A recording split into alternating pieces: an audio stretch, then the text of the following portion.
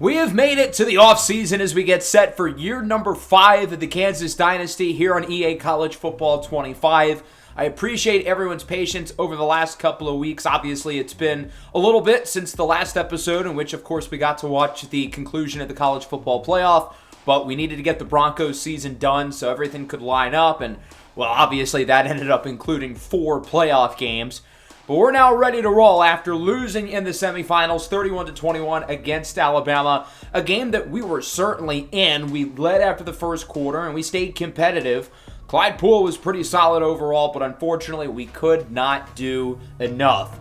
Obviously, College Football 26 is on the horizon early July. I'm really starting to figure out what exactly I'm going to do. I might have a video within the next handful of days to continue to spitball some ideas, hear what you guys want to say, along with where my head is at right now. But as it stands, we will have a Season 5 of the Kansas Dynasty for sure, and I'm trying to figure out how we're going to eventually push these players into the next level, into the NFL. Alabama ended up beating TCU in the national championship after beating us 29-21. Ended up being a good game, but Alabama was certainly the better team. Eli Holstein, the Heisman Trophy winner, completing one of the greatest college football seasons individually of all time. I think this is now the 8th national championship we've done since the start of the original NCAA Next Up series, and this is the first time since the first ever season with Georgia and Clyde Williamson that an SEC team won the championship. And that Georgia team, they only played in a 4-team playoff. And neither of their opponents were Power 5 teams. So this is really the first full SEC playoff win, I guess, here happening with Alabama, who is certainly one of the best teams, if not maybe the number one team who we've ever seen in one of these series so far. And that's certainly where we are going to be striding to get to with this team, and of course eventually in College Football 26 as well. But overall, it was a really successful season for us. We finished with a final record of 12-3. Clyde Poole showed that he can play in the playoffs. He won 2 playoff games for us, helping bring us to the semis. And now the question is, what's next? He's going to be a senior next year. 1 more year of eligibility. He could declare for the NFL draft if he wants to. I think with his unique skill set, somebody would take a chance on him at some point. I don't think he'd be a first or second round pick or anything, but I think someone would draft him on day 3, take the flyer on his skill set. He may also look for the transfer portal. Kerry Chosen and Sean Pullard are redshirt sophomores next year. They're not looking to wait around forever, and I really believe in the upside of both of them, along with Carl Willingham as well, and then the true freshman coming in, Trey West. Or Clyde Poole sticks around for his senior season and looks to complete a full 4-year playing career at Kansas. Otherwise, pretty much the rest of the offense, other than Mario Maddox, should be back this upcoming season, barring players leaving for the transfer portal. And Maddox, of course, only played in the final 5 games of the year, where he was really good. We're certainly going to miss him. But we went, 9-1 without him? So I think we'll be okay. The offensive line is going to look quite similar. The defense, though, is going to take a lot of hits. I think this was one of our more complete defenses of the series. Maybe not as dominant as we had in year 1 with guys like Kobe Bryant and Marvin Grant and Mello Dotson. But I think these guys were consistent. Obviously, we had the big-time players, guys like Takaius Brinkley, Damani Maxson. Those guys are going to go in the first round. Seth Jennings, I'm fully expecting will declare for the NFL draft. He'll probably go in the second round, along with other key seniors like Taylor Davis and Samuel Mpemba. We're going to have to find a way to replace them as well. And the unpredictability of today's college football landscape with the transfer portal is certainly going to make things interesting. Young guys who we planned on building around maybe are going to look to leave. But on the inverse, we're going to be able to get some good players, hopefully in the portal, who can make this team better. I think what's unique about this season is that this is the first year in the series where the guys who were recruited in year number 1 can declare for the NFL draft. As I mentioned, I think Seth Jennings is going pro. And then across the country, Sam Monatulu is probably going to be the number 1 pick. Jay Pitts, the college football playoff MVP last year, he may look to declare for the draft as well. I like that I'm going to have more control over which players leave for the draft and which players stay, since I can edit the fictional players' ratings. And that's something I am excited about for the College Football 26 series. Without giving away too much, I do plan on simulating a few years ahead to use entirely fictional rosters. I haven't really developed a full plan after that, and obviously I don't know what team I'm using and probably will not until I get my hands on the game. So because of that, I don't really know how I'm going to hold a vote since we don't really know the rosters to begin with. But as I said earlier, we'll probably have a video within the next week or so really trying to figure out what the plan is, given that the game is coming out in only like 5 weeks or so. Here are all the stat leaders defensively by conference. I can't do it nationally because they won't show all the sack guys, but Ty'Kaius Brinkley, of course, was towards the very top in sacks. He didn't lead overall, though. That was redshirt sophomore Connor Letneski of Iowa, another guy who was recruited. Not a very highly regarded recruit. He was only a 3-star, was not a top 1,000 player in his high school class, yet he's going to be the first non-quarterback off the board this year. So that brings us into the players leaving stage. We're going to have some guys manually transfer as well. We'll do that in a little bit. But first, let's look at the guys who are graduating or leaving early, and there are some interesting ones. Seth Jennings is not a surprise, but Isaiah Lamore and Jazir Tolbert are looking to transfer because of playing time. That's quite interesting because I think both guys are kind of on the opposite end of the pendulum in terms of playing time. For Isaiah Lamore, I don't get it at all. He's been our starting tight end over the last 3 years. He's going to be our starting tight end again, and he's been a really good player for us. I don't think this makes a whole lot of sense for him. For Jazir Tolbert, it's a little bit different. Obviously, he holds a major role on our team. He's a really important player on our offense. He's a fan favorite. I know a lot of you guys really like him, and he's one of my very favorite players on this team as well. He's not a guy I want to let go of because I think he's super valuable. He probably would have been a team captain next year, but he wants to be a full-time starting running back. He's not going to get that opportunity here with Cornell Teamer and Ty Lord ahead of him. So I kind of get it in his perspective, and I think it makes sense for him if he wants to be a starter, if he wants to eventually play in the NFL. The best way to do that would not be here. So in terms of fairness, I'm only going to persuade players who should come back. So we are going to try to persuade Isaiah Lamore because I think it would be in his best interest to return to Kansas for his senior season. I don't see why he would leave. But he has not been persuaded. So Isaiah Lamore will be entering the transfer portal. Jazir Tolbert will be entering the transfer portal. And Seth Jennings will be declaring for the NFL draft. Both of those guys have a low persuasion chance anyway. But in the case of Seth Jennings, maybe he should come back. I think he could be a first rounder next year if he sticks around. But he's going to be a top 50 pick. So I get it. I had to edit some ratings from some other guys across the country like Connor Letneski and Sam Onatulu just to make sure they would declare. Again, as I said, I'm happy I get more control in terms of determining which players are going to leave early because obviously those two guys would declare. They're going to go in the top 3. The most surprising player to not enter the draft is probably Jay Pitts. He would go in the first round, but he's not going to go before Onatulu. He's not going to go before Eli Holstein. I don't think he's going to get picked before DJ Lagway.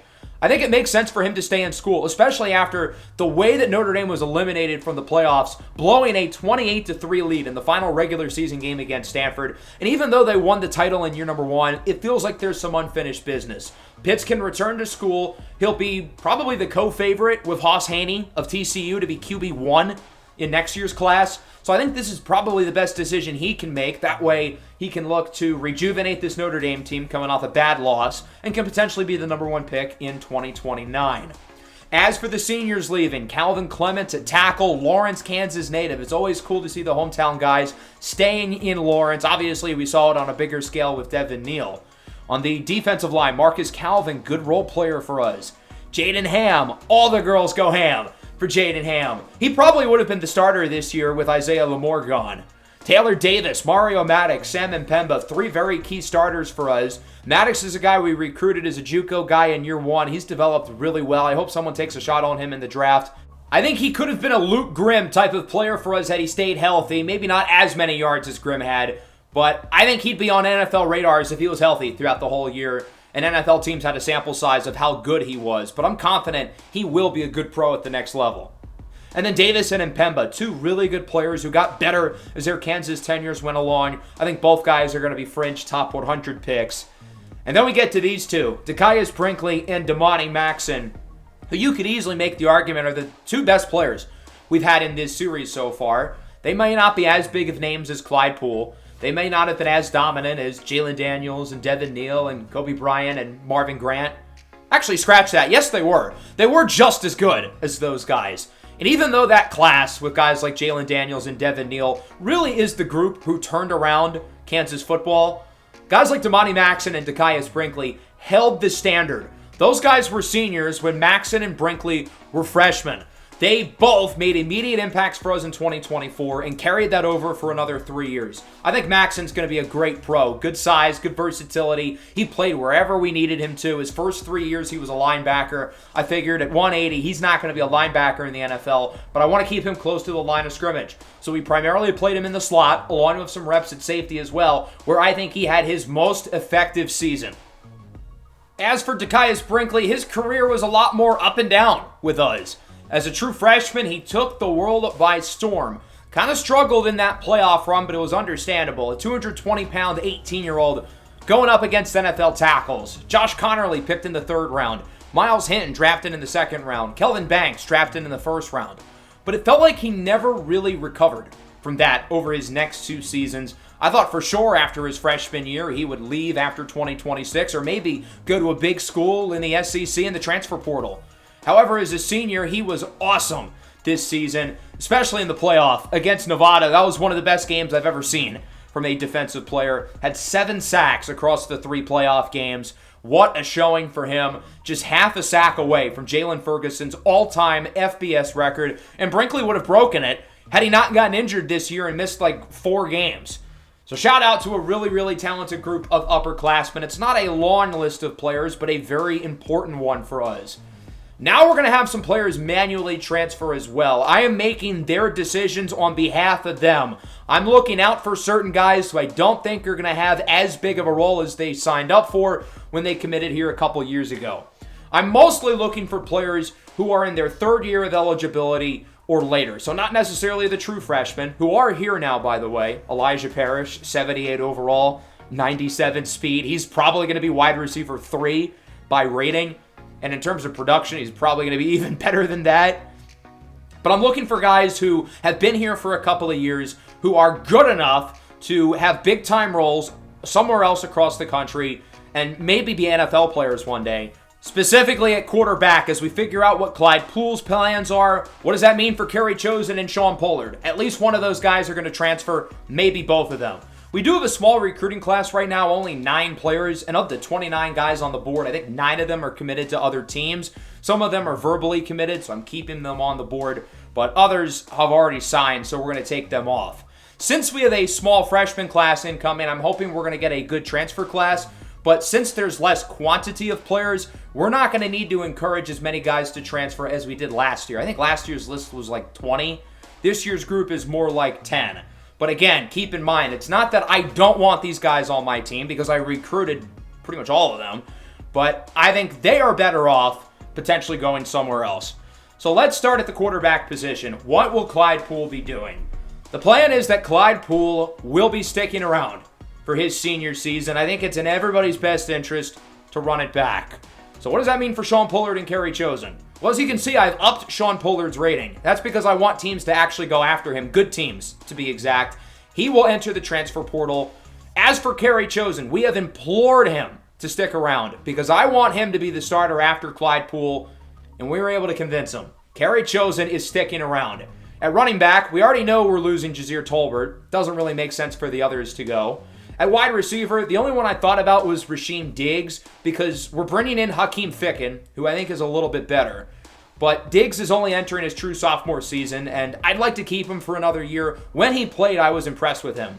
At tight end, none of these guys are going to transfer because we need a tight end. Edward Babers, the true freshman, may very well start right away. Nick Perkins is going to enter the portal. I think he's going to be a very good player at a big school.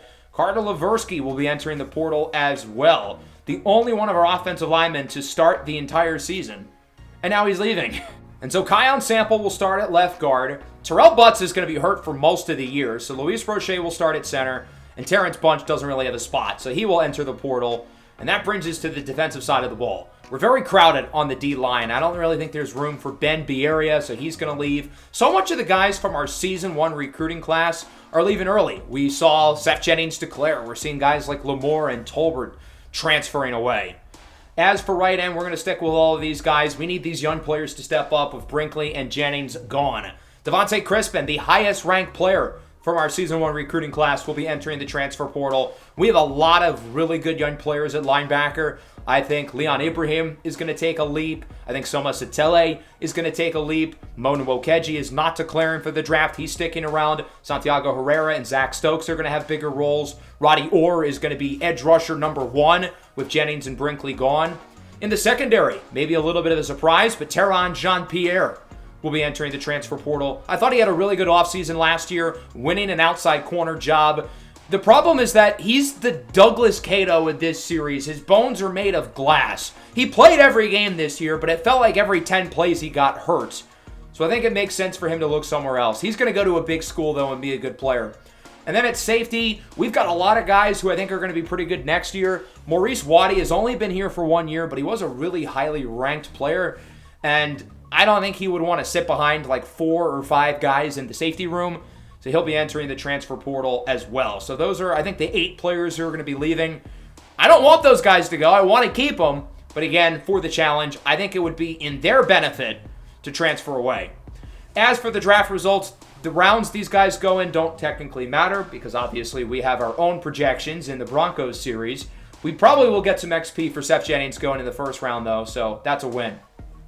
Now on to recruiting. I'm hoping to get some big players in the transfer portal. Other than Roddy Orr last year, we haven't really been successful with the portal since Season 1 when we had that huge class coming in with guys like Joseph Manjack, Moody Rubin, Spencer Fano, Avante Dickerson, Samuel Mpemba, Travion Ford, who was a first-round pick, Javon McIntyre, who was just a starter on the Super Bowl winning Denver Broncos. So the top name I see here is the familiar one. It's Devontae Crispin. He's actually kind of interested in coming back. You know, if he wants to come back, I'm happy to bring him back. So, sure, we'll put him on the board. Free safety Javier Callaway, the number 1 player in the portal, is interested in coming here. That'd be a big one. He's not the only one, though. There's a lot of guys who are interested in our school. Samuel Crawford, offensive tackle. Tremonti Coleman, safety from Kansas State. We get to take a player from our rival. Marco Liesel, corner, another Big 12 guy coming from Iowa State. Mitch Verstegen, he is a guard. And then tight end Tradez Green, the number 1 tight end in the portal. Seems like he has a lot of big schools on his list, but this would be a huge get for us. With losing Isaiah Lamore, we do not have a starting tight end for next year. As for some of the other guys on our team, I'm curious to see where they're interested in going, and it seems like a lot of big schools for the most part. Teron Jean-Pierre has teams like Michigan and Alabama on his list. If you can't beat them, join them, I guess. Nicholas Perkins, Clemson, North Carolina. He was heavily recruited by UNC out of high school. Sean Pollard, Oklahoma State, and SMU is his top 3. I think all of those spots would be really good fits for him, where he'll have a chance to start, develop, and become pretty good. As for the other 2, Tolbert and Lamore, Isaiah Lamore is the 2nd-ranked tight end, the 28th overall player in the portal. He wants to go to a big school, Ohio State, Texas, US. Is that Missouri? No, he better not. And then Jazir Tolbert as well, mostly interested in big schools such as TCU. Is that Kansas State? He's about to turn from a big-time fan favorite into the number 1 villain of the series in about 5 minutes if he does that. For your own sake, TCU just made the national championship, buddy, and they need a running back. Jazir, please, don't do something stupid. So now we've got our players set up here in the portal. We're going to give everyone scholarships. We're going to scout everyone other than Devontae Crispin because why waste the scouting points? We've gotten to watch him for 3 years. We have a general idea of how good he is. Callaway, I like his skill set. 93 speed, really athletic. I don't think he's like some great cover guy. I think he could play the Damani Maxon role, though, in the slot. Tradez Green at tight end. He looks good. This would be an awesome addition to the offense and would completely offset the loss of Isaiah Lamore. Marco Liesel at corner. Instantly when I saw his skill set, I'm thinking slot. Not the fastest, but he's got good quickness. And sure enough, he is the slot archetype, so he would be a good fit there as well. Samuel Crawford, offensive tackle. Those ratings look really strong. Very, very good pass protector. Never hurts to have more good ones. Tremonti Coleman, traditional center field, cover 1, 3 safety, a guy who can take up a lot of space. And then Mitch Verstegen looks like a pretty solid guard, really, really athletic. So he's a guy we're going to be interested in, even though offensive line's not a huge need. From there, we're going to start to offer visits right away. And for the most important guys, we're going to have them visit this week. So we're going to invite Javier Callaway, Trey'Dez Green, who's my number one target in the portal. He's the guy who I would want more than anyone. Marco Liesel, and then even though he's been on our campus for 3 years and probably doesn't really need to visit, Devontae Crispin will get the last spot, even though he should already have a good idea of what this team is like. I mean, he's only been here for pretty much 3 out of 4 college years. As for everybody else, we're going to have them visit week 2. Samuel Crawford's going to come in week 2, Tremonti Coleman, Mitch Verstegen, and then we're probably going to offer one of the freshmen a visit. I think we're going to pick wide receiver Stephen Helfet. He's probably the guy whose race is the most competitive. So this is how we're going to use all of our points. We have pretty much exactly 1,300 points to give everybody on the board the max, so it works out pretty well. And because of that, we're not going to need to be very strategic for the rest of the recruiting cycle. It's more just about giving all these guys a bazillion points. Hopefully we can land some of them.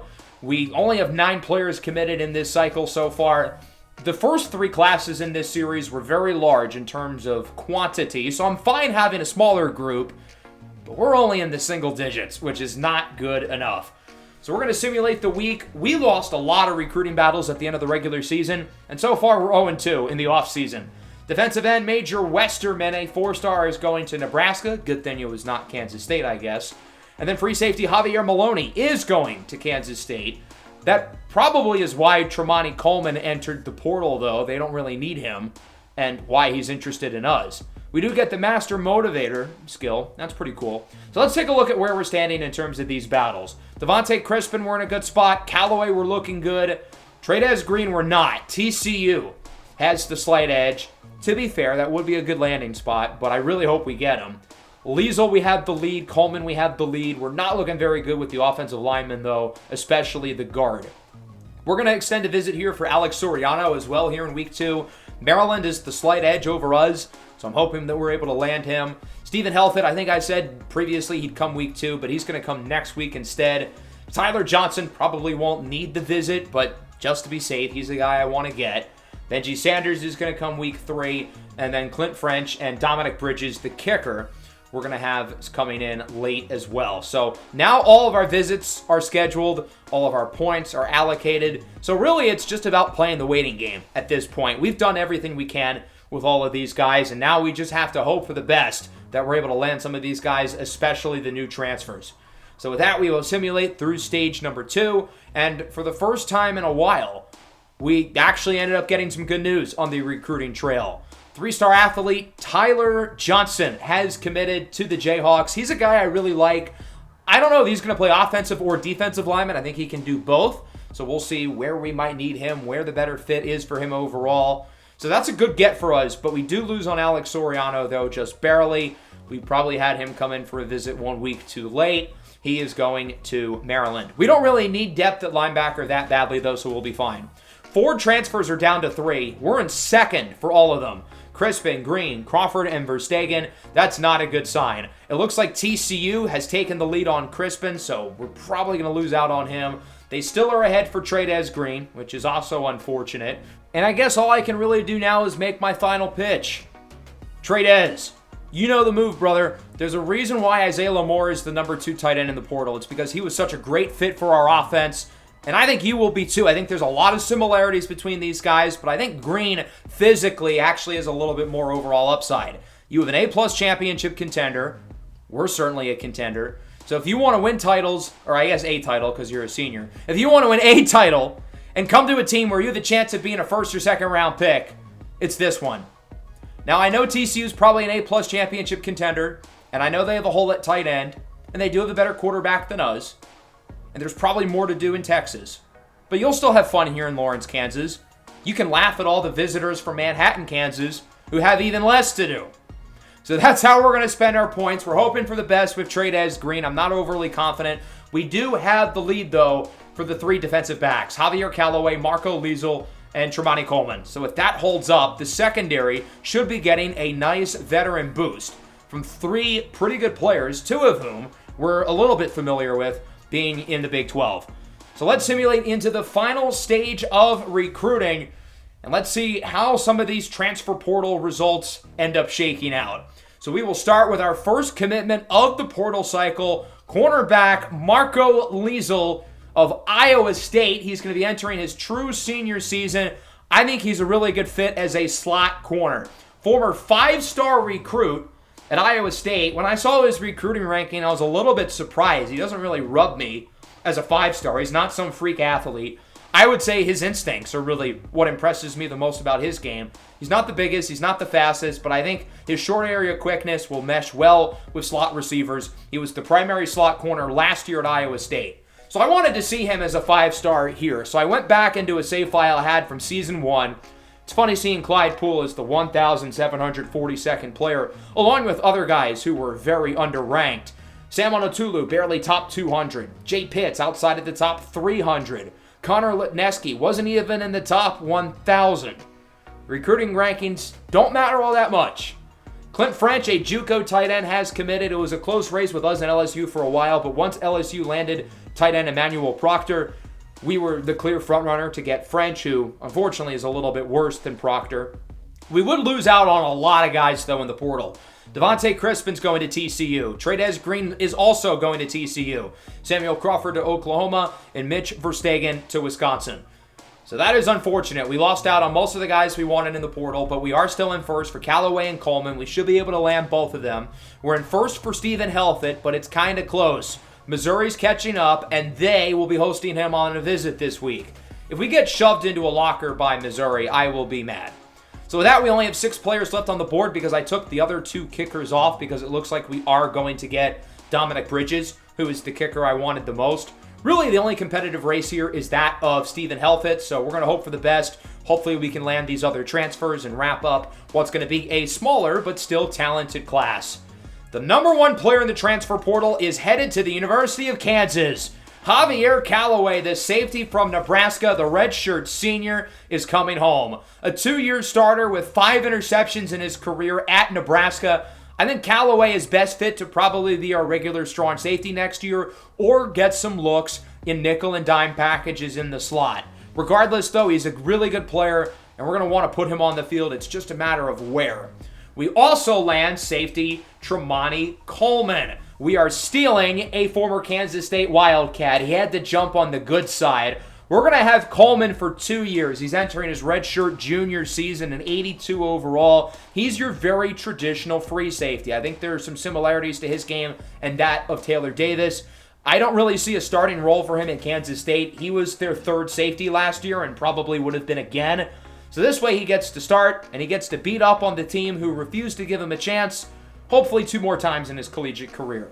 We also land safety Benji Sanders, a top 100 high school prospect in this class, and then kicker Dominic Bridges, who will be the heir apparent to Anthony Escalante. We still had a couple other guys on the recruiting board, but I guess they haven't officially committed yet. Both of those players would end up coming here, though. Athlete, running back, Dean Tobias, and then wide receiver Stephen Helfett. We do get him despite his visit with Missouri. Nobody on the board flipped. Nobody flipped away from us. Nobody flipped to us. So we're going to take the non-Kansas commits off the board. So these last couple of freshmen along with the remaining transfers. And our class for season 4 is complete. We finished with 18 scholarship players, 3 transfers, all in the secondary, 1 JUCO player, and then 14 freshmen, including 1 5-star and wide receiver Elijah Parrish. It's smaller than the classes we've had, but still a good group, finishing as the 13th class in the country and the number 1 class in the Big 12. We land the number 1 player in the portal, the number 2 receiver in the country. We get, I think, 8 top 100 freshmen. We have multiple 4-stars below them, and a pretty good group. A lot of guys who I think are going to be able to contribute for us this year. I do want to take a look at the other notable results in the portal, where our other players are going, and who some of the top quarterbacks and other guys are going to end up with. So we'll start with the very best players in the portal. Of course, Javier Callaway, number 1. Damian Lemons leaving Kansas State to go to Ohio State. Look at Kansas State losing their secondary. You really hate to see it. TCU got a big one with wide receiver Alex Anelli. I don't think any team had a better transfer class than TCU. Kane Mama, the SMU quarterback, was developing really well. He will transfer up to Texas, where he will look to be the replacement for Arch Manning. Sam McClung, that's a good get for Oklahoma State. Quarterback A.J. Maddox off to LSU. And then for our guys, Ben Biaria also going to TCU. Terrence Bunch to Utah. Teron Jean-Pierre to Kentucky. Devontae Crispin, as we know, is going to TCU. Carter Leversky to Iowa State. Nicholas Perkins, I thought he would go to UNC. Instead, he is going to Clemson. Sean Pollard to SMU. I think that's a great spot for him. They just lost their really talented quarterback, Kane Mama, in the portal, so they land a pretty good replacement in Sean Pollard, who probably will be the starter next year. Maurice Waddy is headed to UAB. I'm a little bit surprised he did not go for a power conference school. As for Jazir Tolbert and Isaiah Lamore, at one point I thought both of them were going to team up together at Texas. Now they're going to two teams who played against each other in the playoff last year. Tolbert is headed to TCU as well. Another big get for the Horned Frogs. He'll be their starting running back. I cannot wait to hopefully play against TCU next year. We better get to see them, aside from the fact that they just made the national championship and they have a really fun quarterback with Hoss Haney. They have an awesome transfer class, including 3 of our former players with Ben Bieria, Devontae Crispin, and Jazir Tolbert. He's not the only notable running back here. Reed Sharp is gone after just 1 year at Missouri. He is headed to UTEP for his redshirt sophomore season. Quite the journey for Sharp, who's making his 5th commitment to a school. It's like one of those crazy on-3 graphics where it's like, buddy, you need to stop going in the transfer portal. Sharp committed to Kansas, flipped to Minnesota, flipped back to Kansas, and because of that, he lost out on his first offseason, so he didn't play much as a freshman. Goes to Missouri, doesn't play much, and now is at UTEP. He's transferred 2 times, he's flipped twice, and he still has 3 more years of eligibility. At least he's probably going to be a starter now, though. Isaiah Lamore is headed to the Ohio State University, where again, he will likely be their starter at tight end. I guess he wanted to go to a bigger school. I mean, he could have told us that when he left. But he will be the starter for one of the better passing attacks, one of the best quarterbacks in the country in Julian Sayin, who decided to stick around for his senior season and is certainly a guy who could end up going in the first round. As for the other quarterbacks, Walker White will be joining Sean Pollard at SMU. Those two will battle. I think Pollard's going to win the job. I certainly hope he does. But Walker White joins the fold as well. Corin LaRoque is a troll. He is headed from South Carolina to the rival Clemson. I think LaRoque should be the number 1 player in the portal. He's been a great starter over the last 3 years on a really bad South Carolina team. And now he's taking the Lenore Sellers route, leaving South Carolina for Clemson. So, like the guy who was there before him, he makes the same decision, and one that I think will ultimately pay off for him, and he could end up being a high pick next year.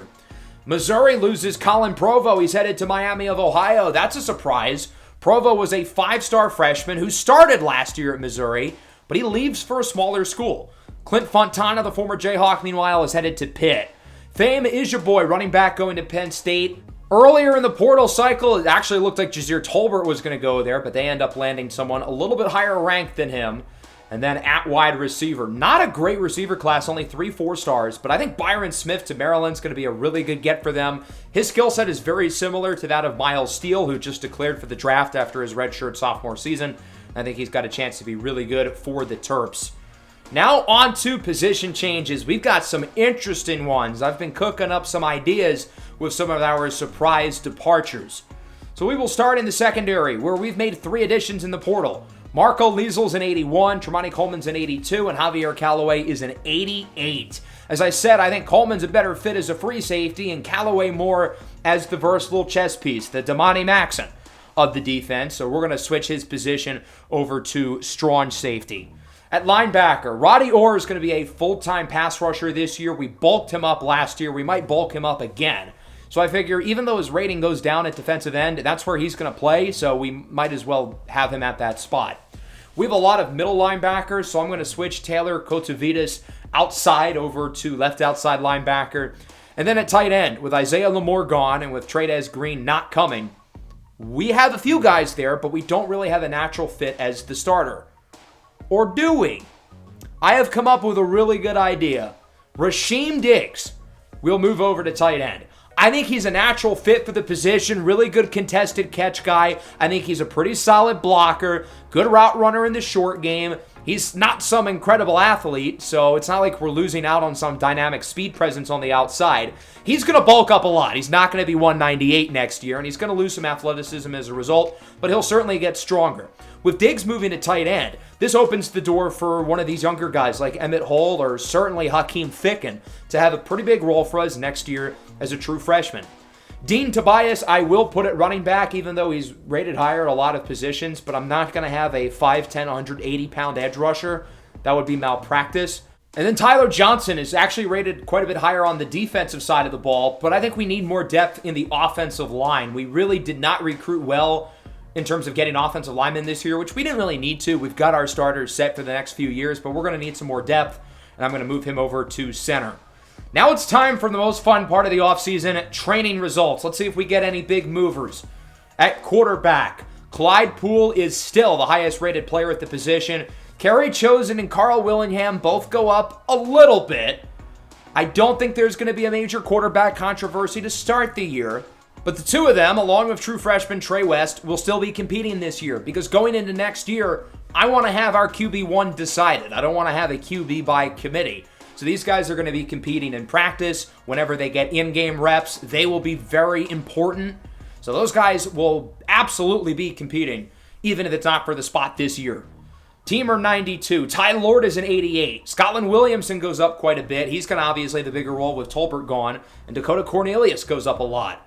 Amani Law and Rajon Jones each see nice jumps. Law now has 99 speed. I don't see how that is fair at all.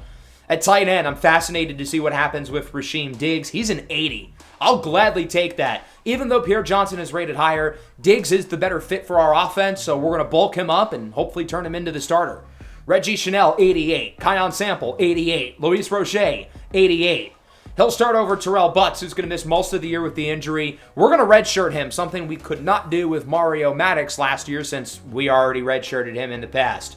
At right guard, Benji Trahan, 89.